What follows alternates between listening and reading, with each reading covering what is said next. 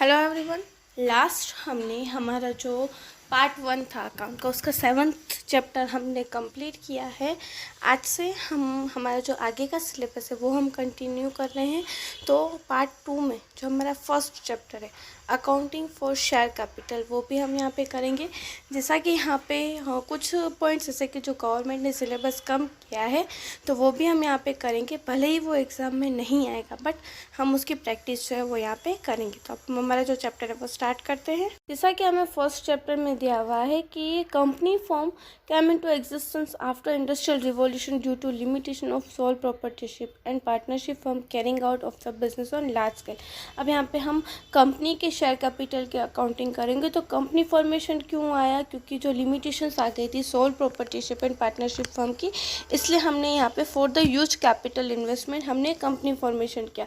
और company formation में capital जो है वो अलग अलग पर्सन से मतलब कि शेयर होल्डर्स के पास से हम कलेक्ट करते थे। और जॉइंट स्टॉक कंपनीज में जो हम ग्रुप ऑफ पर्सनस जो थे वो उसका मेन ऑब्जेक्ट क्या था कि वो बिज़नेस को एक्सपांड कर सके और बिज़नेस में ज़्यादा से ज़्यादा प्रॉफिट वो अर्न कर सके। Company has a separate legal existence by law. Incorporation, management and winding up of the company are governed by the provisions of Company Act। कि जैसा कि आपको पता ही है कि कंपनी क्या एक लीगल पर्सनालिटी, इसलिए वो जब स्टार्ट होती है उसका मैनेजमेंट और जब बंद होती है वो सारी चीज़ों में कंपनी एक्ट के अकॉर्डिंग जो rules and regulations that means की प्रोविजंस थी कि वो सारी प्रोविजंस जो है वो फॉलो करना ज़रूरी होता है। In India, first time a separate act for company was made in 1956। Underline कर लीजिएगा, एक सेपरेट एक्ट बनाया गया 1956 में जिसे हम कंपनीज एक्ट 1956 कहते हैं। Recently Indian government has incorporate new company act 2016 after necessary amendment in the previous act. 2013 में जो न्यू एक्ट आया जिसे हम न्यू कंपनी एक्ट 2013 जो है वो हम कहते हैं। In this chapter deals how to company raise the capital। It discuss several points in the reference and their accounting effect in the company's book as per the company act 2013। तो हम यहाँ पे इस चैप्टर में देखेंगे कि company जो है किस तरह से वो कैपिटल रेज करती है, उसे किस तरह से हम उसकी अकाउंटिंग इफेक्ट्स जो है as per the company act देते हैं वो हम इस चैप्टर में देखेंगे। यहाँ पे हमने फर्स्ट जो है वो कंपनी का इंट्रोडक्शन देखा, अब हम कैपिटल किसे कहते हैं वो हम देखेंगे। ये सब देखिए, उससे पहले हम टाइप्स ऑफ कंपनीज कौन सी हैं वो हम यहाँ पे देखेंगे कि ये जो पॉइंट है वो आपको गवर्नमेंट ने जो सिलेबस कट किया उसमें जो टॉपिक है वो आपको नहीं आता है। बट हम यहाँ पे फॉर योर बेटर अंडरस्टैंडिंग कि आपको पता चले कि कंपनी के टाइप्स क्या हैं वो हम यहाँ पे देखेंगे।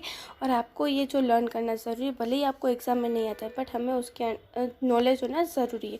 तो सबसे पहले हम टाइप्स ऑफ कंपनीज देखते हैं। तो on the based of establishment the companies are mainly two types. अगर एस्टेब्लिशमेंट जब होती है उसके ऊपर से कंपनी की दो टाइप्स है। फर्स्ट इज स्टैट्यूटरी कंपनीज और corporation and second is registered companies. First is statutory companies. These companies or corporations are created by the special act of state or central legislature. For example, Life Insurance Corporation of India, the New India Assurance Company Limited, Gujarat State Finance Corporation, Gujarat State Civil Supply Corporation etc। मतलब कि statutory companies का मतलब कि जो special act जो होता है, जो सेंट्रल गवर्नमेंट या स्टेट गवर्नमेंट ने जो स्पेशल एक्ट पास करके जो कंपनीज बनाई गई है वो लाइफ इंश्योरेंस कॉरपोरेशन है या न्यू इंडिया एश्योरेंस कंपनी, ये सारी कंपनीज जो है वो स्टैट्यूटरी कंपनीज है। Second is registered companies. The companies which are registered and formed under the Companies Act are called registered companies। Most of the companies are formed under this type। कि जो company register में register हो उस company को हम registered companies कहते हैं। और मोस्टली सारी कंपनीज जो है इसी तरह की टाइप्स में आती हैं। उसके बाद हमें यहाँ पे as per the Indian company act there are mainly two types of companies. अब यहाँ पे इंडियन कंपनी एक्ट के अकॉर्डिंग दो टाइप्स ऑफ कंपनीज है। First is private company, second is public company. तो सबसे पहले हम प्राइवेट कंपनीज किसे कहते हैं वो देखते हैं। A private company is one which is article of association, restricted the right to transfer its shares, limited the number of members is 200, prohibited any invitations to the the subscriber for any securities, for example share and debentures, and must have at least 2 members. अब यहाँ पे private company के हमें definition दी गई कि जहाँ पे जो मेंबर्स उन्हें शेयर ट्रांसफ़र नहीं कर सकते हैं, उनके जो प्राइवेट कंपनी उसके मैक्सिमम मेंबर्स जो हैं वो कितने 200 हैं, और कोई भी इन्विटेशन नहीं दे सकते वो लोकल पीपल्स को कि वो शेयर्स के डिबेंचर्स परचेस कर सके, और एटलीस्ट 2 मेंबर्स जो है वो प्राइवेट कंपनी में होना ज़रूरी है. And the name of the private company ends with the word private limited. यहाँ पे प्राइवेट कंपनी का नाम कहाँ से एंड होता है? प्राइवेट लिमिटेड कंपनी से. For example Panchvila cotton private limited company, Apex hydro private limited companies etcetera. As per new company, one person can form a company under the necessary legal provisions. Any one person can form a one-person company, OPC, which has only one member. It is a incorporate as a private company. कि जैसा कि यहाँ पे हमने पहले भी देखा है कि अगर कोई एक पर्सन कंपनी फॉर्म करता है तो उसे वन पर्सन कंपनी कहते हैं, और ये एक प्राइवेट कंपनी की तरह ही काम करती है. तो ये हमने प्राइवेट कंपनी के बारे में देखा. अब हम पब्लिक कंपनी किसे कहते हैं वो देखते हैं. Company which does not have private company is called public company. A public company have minimum at least 7 members. There is no restriction of maximum number of members. The name of public company is end with the word limited. For example Karnavati textile limited, Infosys technologies limited. कि यहाँ पे जो company private company नहीं है वो public company से, that means कि जहाँ पे मिनिमम 7 मेंबर्स और मैक्सिमम कोई भी लिमिट नहीं है. यहाँ पे कंपनी जो है वो शेयर ट्रांसफ़र कर सकते हैं शेयर होल्डर्स, फिर इन्विटेशन दे सकते हैं, और as well as minimum 7 members जो है वो होना ज़रूरी है. और पब्लिक कंपनीज जो है वो वर्ड लिमिटेड वर्ड से उसकी एंडिंग होती है. अब यहाँ पे आपको एग्जांपल्स देंगे. Karnavati limited and Infosys technologies limited. बात on the basis of liability of members on share holders. First हमने एस्टेब्लिश के ऊपर से देखी, सेकंड इस कंपनी मेंबर्स के अकॉर्डिंग. अब थर्ड हम शेयर होल्डर्स के अकॉर्डिंग जो टाइप्स ऑफ कंपनीज है वो देखेंगे. तो फर्स्ट है कहाँ पे? कंपनी लिमिटेड बाय शेयर्स, कि जिस कंपनी में उसके शेयर होल्डर्स लिमिटेड हो और उनकी जो लायबिलिटीज़ है कि उनकी जो वैल्यूज है वो किसके अकॉर्डिंग हो, कि जहाँ पे उन्होंने जितनी फेस वैल्यू के शेयर्स परचेस किए उसके ऊपर से. दैट मीन्स कि यहाँ पे कंपनी के शेयर होल्डर्स की लायबिलिटीज़ कितनी, जितनी प्राइस के उन्होंने शेयर्स परचेस किए उतनी ही. Company limited by guarantee. In such a company, at the time of liquidation, the liability of shareholder is limited to specific amount as guaranteed. कि जैसा कि ये सारी चीज़ें हमने लास्ट एसपी में देखी ही है कि यहाँ पे शेयर होल्डर्स जो हैं वो एक गारंटेड अमाउंट दे दे कि हम जब भी लिक्विडेशन होगा तो इतनी अमाउंट जो है वो हम देंगे.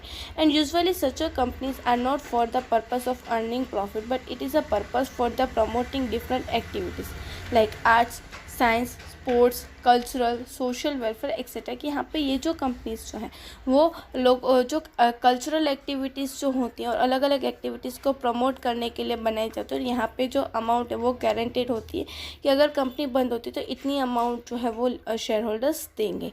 फिर third type of companies, company limited bye unlimited liabilities. In this type of company, there is no limit on the liability of its member. It means when a company suffers loss and company's property is not sufficient to pay off its debt, the property of its member will be used to meet the claim of the creditors. As the risk involved in such a company is too high, such a company is not found in India even today permitted by the Company Act.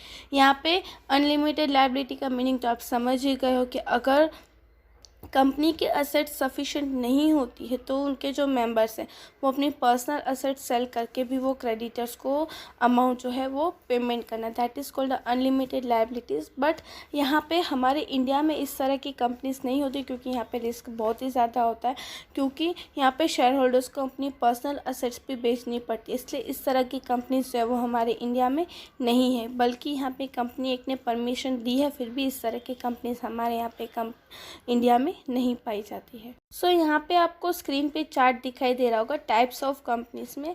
First यहाँ पे based of establishment हमने देखा, उसमें statutory companies and registered companies. And यहाँ पे based on registration में उसके ऊपर based on liabilities of members. उसमें भी लायबिलिटीज़ में किस तरह से है, company limited by shares, company limited by guarantee and company limited bye unlimited liabilities. उसमें भी public company, private company, 1% company. तो इस तरह से यहाँ पे टाइप्स ऑफ कंपनीज जो है वो हमें यहाँ पे दी गई है। तो अब हम यहाँ पे नेचर एंड टाइप्स, हम शेयर कैपिटल के मतलब कि शेयर कैपिटल किसे कहते हैं, उसके नेचर और उसके अलग अलग टाइप्स जो है वो हम यहाँ पे भी देखेंगे।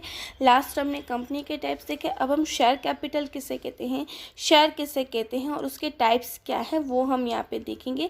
तो सबसे पहले यहाँ पे फिर से बता दूँ कि ये जो पॉइंट है वो भी आपको आपके एग्जाम में नहीं आने वाला है, but as a part of this chapter we have to understand this concept. So हम यहाँ पे ये जो कॉन्सेप्ट है वो समझेंगे कि शेयर कैपिटल किसे कहते हैं, कि कैपिटल ऑफ अ कंपनी, की कोई भी कंपनी के जो कैपिटल है उसे हम शेयर कैपिटल कहते हैं, which is divided into the transferable small denomination, की जो कंपनी की कैपिटल को हम छोटे छोटे पार्ट्स में डिवाइड कर देते हैं और उस डिवाइड को हम क्या कहते हैं, शेयर्स। कि जो कंपनी अपनी टोटल कैपिटल को छोटे छोटे ट्रांसफरेबल पार्ट्स में डिवाइड कर दे उसे हम शेयर कैपिटल कहते हैं। To raise capital company issue prospectus as required by law and invites public to purchase its shares. Those who purchase shares of a company are called members और shareholders of a company। अब company क्या करती है, shares issue करने के लिए prospectus issue करती है और उसमें इनविटेशन देती है लोगों को कि वो अपनी वो इन्वेस्टमेंट करें।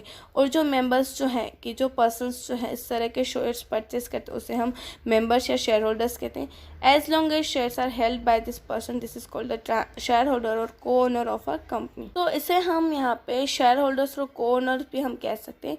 For share holders who has purchased or is possession of this share indicates the portion of his ownership in a company. Each share is allocated by a distinctive number. Share is an asset which is movable or immovable और transferable. यहाँ पे जो persons जो है जितने shares purchase करता है उतना ही उसके ओनरशिप पोजीशंस दिखाई देती है। और एक शेयर हमारे लिए असेट्स है जिसे हम इजीली मूव कर सकते हैं और ट्रांसफ़र भी कर सकते हैं। And according to the company act there are two types of shares, first is preference shares and second is equity shares. तो यहाँ पे कंपनी एक्ट के अकॉर्डिंग दो टाइप्स के शेयर्स है, preference shares and equity shares. हम यहाँ पे दोनों टाइप्स ऑफ शेयर्स के बारे में नॉलेज लेंगे। सबसे पहले हम प्रेफरेंस शेयर किसे कहते हैं उसके बारे में देखते हैं। Preference share is a one which give preferential rights to its holders receiving the dividend at a specific rate at a dividend paid to equity shareholders when the company goes into liquidation. The preference shareholders has a preferential rights to repayment of the capital before equity shareholders। मतलब कि यहाँ पे जो dividend लेने का हक equity share holder से पहले हो और जब कंपनी बंद होती है तब उनकी जो कैपिटल होती है वो कैपिटल भी इक्विटी शेयर होल्डर से पहले लेने का जिस शेयर होल्डर्स को हक होता है जिसे उसे हम प्रेफरेंस शेयर्स कहते हैं।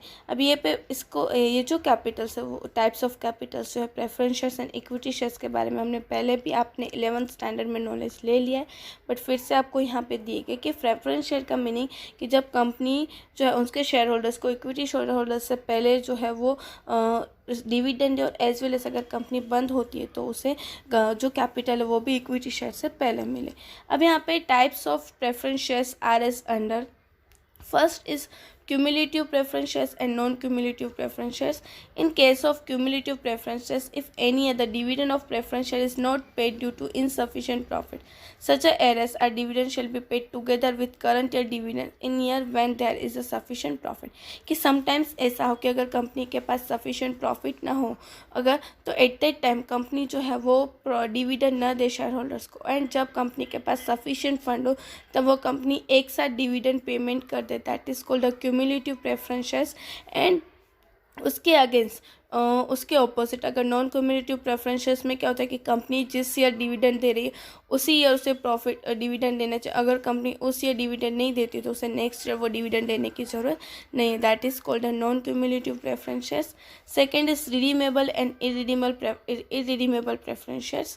If the amount of preference shares is to be transferred by the company at the end of stipulated period after giving proper notice to the holder of the preference shares, such a shares are called redeemable preference shares. कि जो equity share जो preference shares को हम notice देने के बाद after decided stipulated time के बाद हम वो अमाउंट रिडीम कर दें, मतलब कि पैसे वापस दे दें, that is called the redeemable preference shares. कि यहाँ पे हम उनकी अमाउंट जो है वो हम वापस दे देते हैं, that is called the redeemable preference shares. इस तरह के प्रेफरेंस शेयर्स की एक टाइम लिमिट दी जाती है कि इस टाइम में उन्हें हम उनके जो शेयर की जो अमाउंट है उसे हम रिडीम कर देंगे। and a preference shares which are redeemed only at the time of liquidations are called irredeemable preferences, कि जो शेयर होल्डर्स को हम खाली जब कंपनी बंद होती है तब उसकी अमाउंट हम रिडीम करते हैं, that is called a irredeemable preference shares. तो उसके बाद हमें नेक्स्ट टाइप्स दिए गए, उसके बाद नेक्स्ट हमें दिया हुआ है participating and non participating preference shares. Preference shareholders who hold participating preference get fixed rate of dividend as decided by company. In addition to this, they have to right to participate in surplus profit remaining after distribution of specified dividend to equity shareholders subject to term of participant.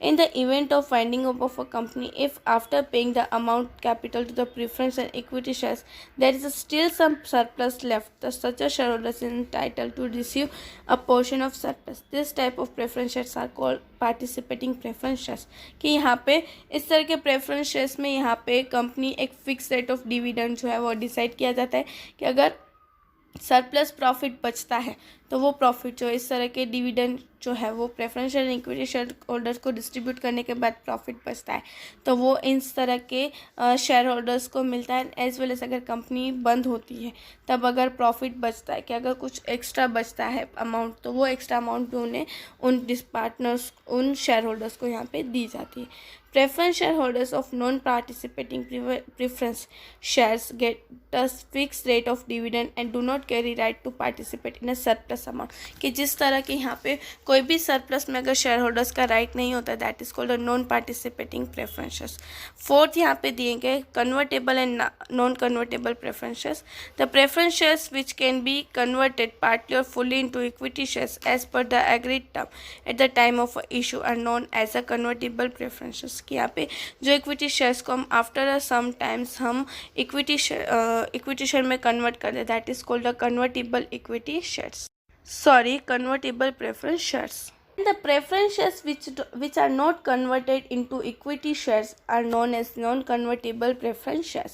Usually preference shares are non-convertible, कि जो preference shares equity shares में convert नहीं होते that is called the non-convertible preferences। तो यहाँ पे हमने एक preference shares किसे कहते हैं और उसके types देख लिए। अब हम equity shares और ordinary shares किसे कहते हैं वो हम देखते हैं। The shares which are not preference shares are known as equity shares. Equity shares have voting right in a company's meeting. Dividend on equity shares which is decided by a board of directors and approved by shareholders in a general meeting is given only out of profit remaining after the distribution of dividend on preference shareholders at a fixed rate। अब यहाँ पे share holders जो preference shares नहीं होते उसे हम equity shares कहते हैं और इक्विटी शेयर होल्डर्स को वोटिंग राइट जो होता है वो कंपनी की मीटिंग में होता है। डिविडेंड जो है उन्हें कब मिलता है कि जब अगर कंपनी के पास प्रॉफिट बचता है, डिविडेंड जो है प्रेफरेंस शेयर्स को डिविडेंड देने के बाद अगर प्रॉफिट बचता है तभी उन्हें डिविडेंड मिलता है। Company gives a dividend on equity shares every year on the basis of current year's profit or previous year's accumulated reserve, possibilities of future profit and also management policies of a company। अब यहाँ पे company जो है वो share holders को इस तरह के शेयर होल्डर्स को कब देती है प्रॉफिट कि उनके पास प्रीवियस ईयर का प्रॉफिट हो या करंट ईयर का प्रॉफिट हो, उनके पास रिजर्व्स हो, फ्यूचर प्रॉफिट हो तब। At the time of liquidation of a company from the balance fund, equity shareholders have right to repayment of capital only after returning preferential capitals, कि अब जब company बंद होती है तब उन्हें कैपिटल लेने का हक कब होता है, एक प्रेफरेंस शेयर्स को पेमेंट करने के बाद। Equity shares capital is also known as principal share of capital of a company. According to the current provision of Company Act, the equity share should be have a minimum face value is 1। अब यहाँ पे equity share holders को हम principal shares भी कह सकते हैं और कंपनी एक्ट के अकॉर्डिंग इस तरह के शेयर्स की मिनिमम प्राइस क्या है 1 rupees. In the present scenario most of the companies face value is 1 और 10 और 100। अब यहाँ पे मोस्ट ऑफ कंपनीज जो है वो शेयर होल्डर्स की प्राइस जो शेयर्स है उसकी प्राइस कितनी रखती है 1, 10 या 100, इस तरह से उसकी प्राइस जो है वो रखी जाती है। अब हम यहाँ पे equity share and prefer shares के बीच में फ़र्क क्या है वो हम देखते हैं कि पहली नज़र से तो दोनों हमें एक ही लगते हैं बट फ़र्क क्या है वो हम देखते हैं कि in the rate of dividend in the preference shares are fixed and the rate of dividend on the equity shares are not fixed, it may vary from year to year depending on the availability of profit, कि जैसे profit उनके पास होता है उतना ही company को मतलब कि equity share holders को प्रॉफिट मिलता है। If the dividend is not paid on cumulative shares any year, the arrears dividend is paid against the company. अगर cumulative preferences के अकॉर्डिंग अगर कंपनी के पास प्रॉफिट नहीं होता तो वो नेक्स्ट ईयर भी दे देती, और अगर इक्विटी शेयर होल्डर्स में कंपनी के पास प्रॉफिट नहीं है तो वो फ्यूचर में भी उसे रिडीम नहीं करेंगे. And the company have right to receive dividend before company on the dividend in the paid on equity shares. कि यहाँ पे अगर डिविडेंड जो है उन्हें इक्विटी शेयर से पहले लेने का हक होता है, एंड जो इक्विटी शेयर होल्डर्स उन्हें डिविडेंड लेने का हक equity share preference share holders के बाद होता है. Then preferred share holders have a right to return preference share capital in the case of winding up before any company return to the equity share. That means कि अगर company बंद होती है तो प्रेफरेंस शेयर से पहले equity share से पहले कैपिटल लेने का किसका होता है, प्रेफरेंस शेयर होल्डर्स का. And also equity share holders का हक कब होता है कि जब प्रेफरेंस शेयर्स को कैपिटल दे दे उसके बाद. Now preference share holders do not have voting rights. Preference share holders के पास वोटिंग राइट नहीं है, बल्कि इक्विटी शेयर होल्डर्स के पास वोटिंग राइट है. As well as preference share holders जो है वो कंपनी के मैनेजमेंट में पार्टिसिपेट नहीं कर सकते, बल्कि इक्विटी शेयर होल्डर्स जो है वो कंपनी के मैनेजमेंट में पार्टिसिपेट कर सकते. तो इस तरह से यहाँ पे ये जो equity shares and preference share holders के बीच में फ़र्क है. शेयर्स एंड प्रेफरेंस शेयर्स के बारे में देखा, बट अब यहाँ पे इन दोनों के अलावा भी किस तरह से जो टाइप्स ऑफ शेयर कैपिटल्स जो है, अब equity shares and preference shares में भी अलग अलग टाइप्स जो हैं शेयर कैपिटल्स के, वो हम यहाँ पे देखते हैं. First type of capital is authorised nominal और registered capital. The maximum amount which the company can accumulated by share capital during its life time is called authorised share capital. मतलब कि जब कंपनी उसकी मैक्सिमम अमाउंट जो है पूरी company की life time में जितनी कैपिटल वो ले सकती है, that is called authorised capital. It is stated in the memorandum of association and also stated at the time of registration. Hence it is a registered capital. कि ये जो कंपनी कैपिटल जो है वो उसकी मेमोरेंडम में भी रजिस्टर्ड होती है और as well as company register में भी उसकी रजिस्ट्रेशन होती है, इसलिए उसे हम रजिस्टर्ड कैपिटल कहते हैं. And if there is a increase, अगर हमें कोई भी इसमें इंक्रीज करना है तो हमें स्पेशल मतलब कि जो रिसोल्यूशन है वो पास करना पड़ता है जनरल मीटिंग में, ताकि हम उसमें इंक्रीमेंट कर सके. और ऑथोराइज कैपिटल को हम नॉमिनल कैपिटल भी कहते हैं. अब यहाँ पे फॉर एग्जांपल कि ABC कंपनी लिमिटेड कंपनी जो उसकी कैपिटल 1 करोड़ है, तो उसे हम 10 लाख इक्विटी शेयर्स ₹10 के अकॉर्डिंग हम उसे डिवाइड कर देते, that is called the authorise share capital. उसके बाद है इशूड शेयर कैपिटल की the company issued by the capital issued by issue of share of the authorise capital based on the need of a company in full और part is known as issued capital. कि अब company पूरी amount authorise capital की issue नहीं करती है, जब उसे जितनी ज़रूरत होती है उस ज़रूरत के अकॉर्डिंग जितनी वो इशू करती है, that is called issued capital. For example 10 lakh share में से 7 लाख शेयर्स अगर वो इशू करते हैं तो that is called 7 lakh issued capital. Issued capital जो है वो ऑथोराइज कैपिटल से ज़्यादा नहीं होते. Then after is subscribed capital. Value of shares for the applications are received out of share capital is called subscribed capital. कि यहाँ पे हमने जितनी इशू किया उसके अकॉर्डिंग हमें यहाँ पे जितनी कैपिटल की एप्लीकेशन आती है हमारे पास, that is called subscribe capital. अब सब्सक्राइब कैपिटल या तो जो हमने इशू किया उसके जितनी होती है या उससे कम होती है, उससे ज़्यादा भी बहुत ही ज़्यादा कम होती है. If the share are received more than the share than issued share capital the allotment of shares only extent of the shares issue. की कभी कभी ऐसा हो कि अगर शेयर कैपिटल जो आती है वो ज़्यादा हो तो उसे हम क्या करते हैं, जितना हमें इशू करना है उतनी ही अमाउंट हम रखते हैं और बाकी के हम रिडीम कर देते हैं. इस तरह से हम सब्सक्राइब कैपिटल करते हैं. फिर fourth is called up capital. Company can call up upon a face value of shares lesser amount from the applicant to whom are share allocate.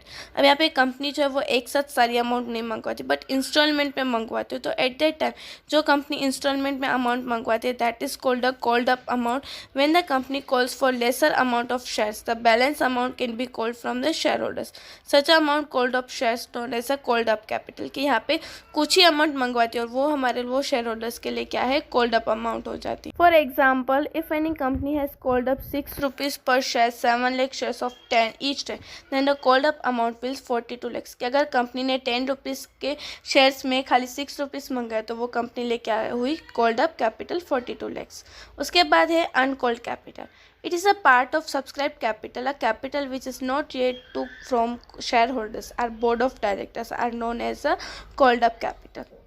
Uncalled capital की जो पोर्शन जो है कंपनी ने नहीं मंगवाया है, that is called the uncalled capital. कि for example जैसा कि हमने देखा कि 10 रुपीज़ के शेयर्स में से 6 रुपीज़ जो है वो हमने मंगवा दी, तो बाकी के जो 4 रुपीज़ जो है वो अनकॉल्ड कैपिटल हुआ। उसके बाद हमें यहाँ पे दिया है paid up capital. The amount received by the company from share holders out of called up capital is called a paid up capital. कि यहाँ पे जो हमने अमाउंट मंगवाई है उसके बदले जितनी हमें यहाँ पे अमाउंट मिल रही है, that is called a paid up capital. And if the share holders does not pay amount called for any reasons, there will be difference between the called up capital and paid up capital. कि sometimes ऐसा भी हो सकता है कुछ से share holders जो है वो अमाउंट पेमेंट नहीं करते हैं जो हमने अमाउंट मंगवाई है, तो वो क्या हो जाता है, डिफरेंस हो जाता है। कि फॉर एग्जांपल हमारी जो कॉल्ड अप कैपिटल थी 42 लाख थी, उसमें से जो 1000 शेयर्स जो है वो 2 रुपीज़ के हिसाब से इंस्टॉलमेंट नहीं आए। दैट मीन्स कि हमारी पेड अप कैपिटल कितनी हुई, 41,98,000। उसके बाद यहाँ पे हमें दिया हुआ है reserve capital. When the management of a company feels that the capital, called up capital, is sufficient for the business requirement of the company and no further capital is required, the uncalled capital is converted into reserve capital and by passing special resolution in the meeting of share holders.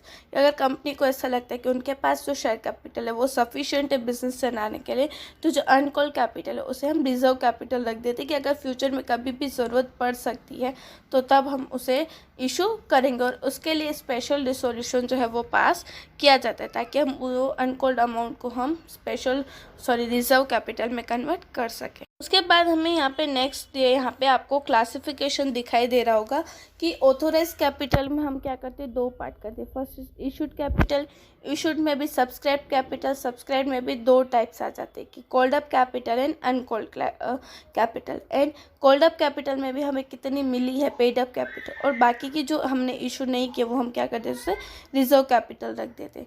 Now capital reserve.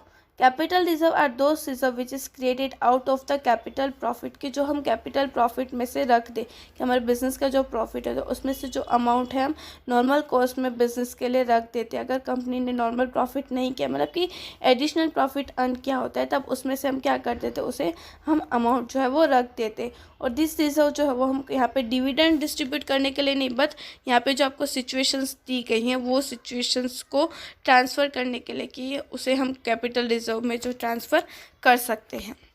यहाँ पे अगर हमने fix asset cell किया तो उसका profit हो तो वो हमारे लिए कैपिटल रिजर्व है।